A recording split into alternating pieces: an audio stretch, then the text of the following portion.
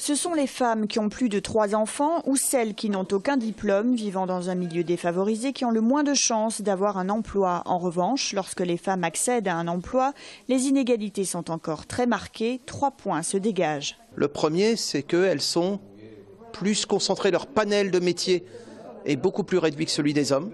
11 métiers pour avoir 50% des femmes, 19 métiers pour avoir 50% des hommes. Deuxième inégalité, elles sont beaucoup plus souvent à temps partiel. Plus de 30% des femmes qui ont un emploi à temps partiel, alors qu'on est à 7-8% pour les hommes.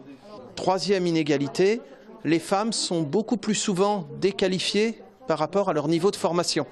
En particulier les femmes diplômées du supérieur, au moins Bac+3, sont plus de 50% à ne pas occuper un emploi de cadre. Si pour les femmes de moins de 30 ans, les inégalités sont moindres, elles demeurent. Malgré tout, la part des femmes occupant des postes plus élevés, type cadre, est en augmentation. Et pour que cette tendance se confirme, depuis 2011, les entreprises ont pour obligation de négocier avec les organisations syndicales et d'élaborer un plan d'action sur l'égalité professionnelle parmi des thèmes que sont la formation professionnelle, la qualification, les conditions de travail. 3 thèmes sont obligatoires.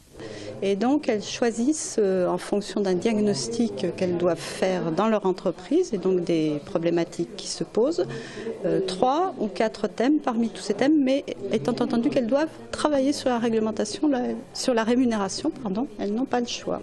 Si ce n'est pas fait, il y a une possibilité de mise en demeure de l'inspection du travail.